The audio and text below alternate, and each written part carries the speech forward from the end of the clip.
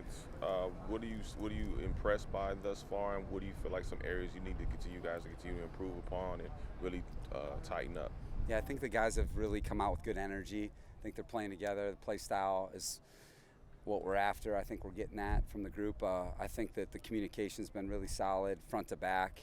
I think when you have guys like Sebastian and Eric and K9 and Derwin and Lowe, I think the communication's been pretty good because the install's heavy at the beginning. So I think that group is playing together well, which we need to, especially with who we're who you have to defend every single day. So I thought the run games looked good through this first group of practices and the pads and stuff like that. So that's off to a good start. We just got to continue to communicate and then play with technique in the passing game because this group to defend is really good and the guy throwing it is really tough to play against.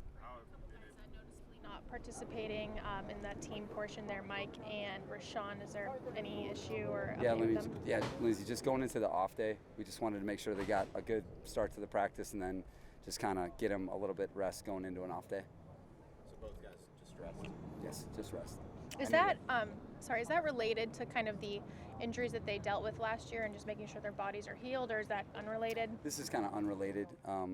Just the workload with Rashawn at tackle and then just Mike and receiving legs, stuff like that. Just trying to keep them fresh. Any update on Trey?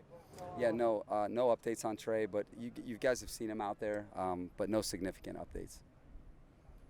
In terms of defensively, did you today maybe ratchet it up a little bit in terms of what you were sort of throwing at Kellen and the offense?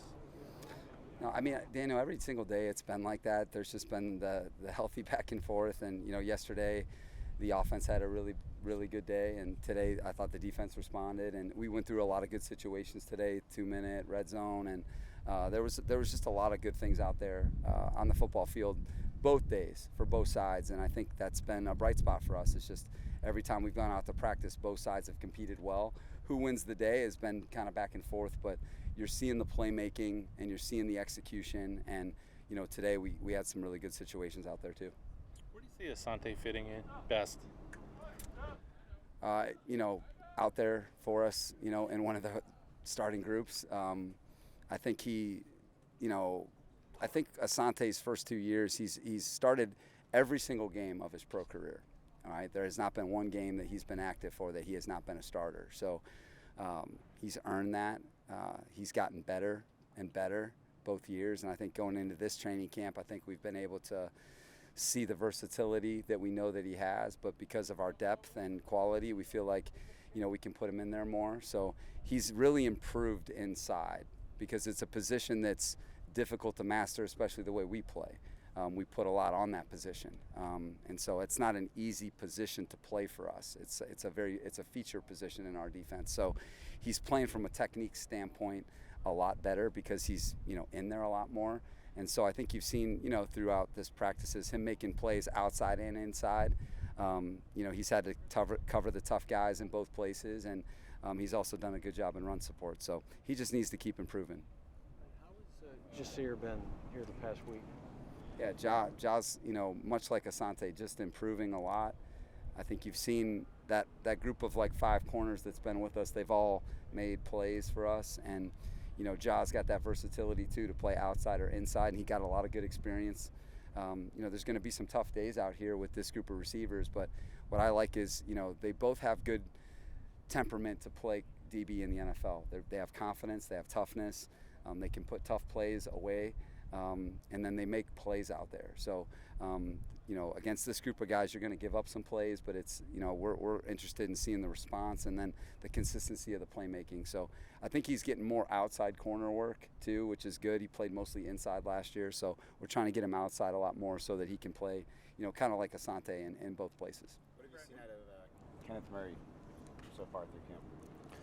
Daniel, he's had a really quality camp. I think you're seeing the experience show. I think his running mate, I think they're a very good tandem. They communicate well together. They play off one another. And, Kenneth has really good command of our defense and has helped Eric in many ways. And then you've just seen, more playmaking.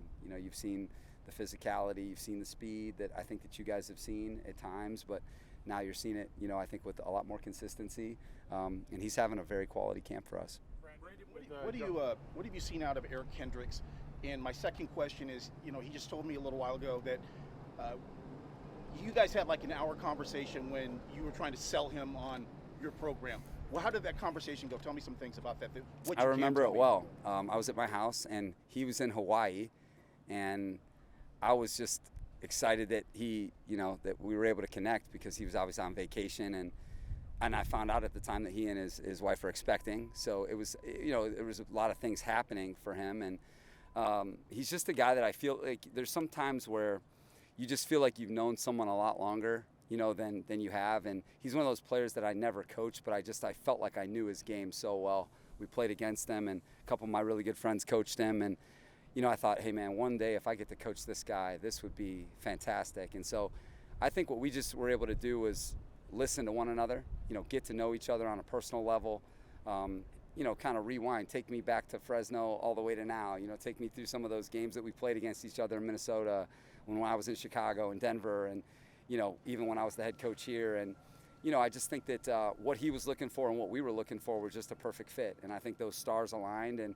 an hour flies by, and it could have been 2 or 3 hours easy. I just, I didn't want to take him away from his vacation, but I think we knew that we were going to have a special thing, and that, again, that the fit was right. And so I think that he was just a piece that, we really were looking to add. And, I think you're seeing why out there. He's got all the intangibles that you're looking for in a commander in the middle, the poise, the communication skills, the confidence, the play style. And then just as a linebacker, he's a very complete player.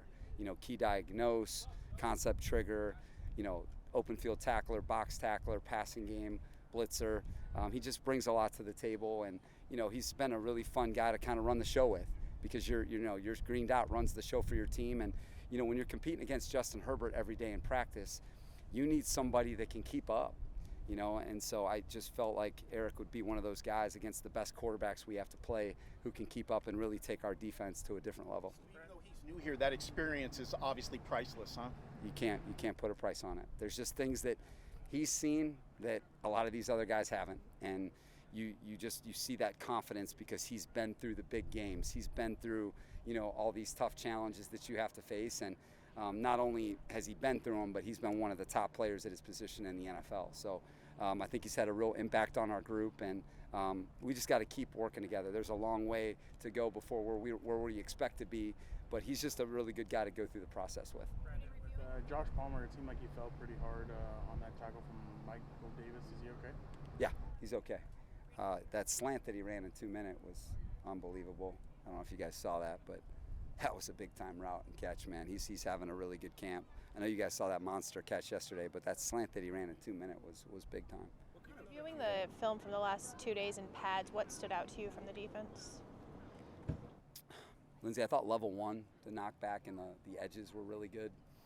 And then I thought the run fits and the tackling by the secondary, you didn't see any space. You didn't see those runs where, as you guys are probably observing, where you're like, what just happened there? That didn't look great. That didn't feel right. You didn't have any of those runs, which is normally a good sign.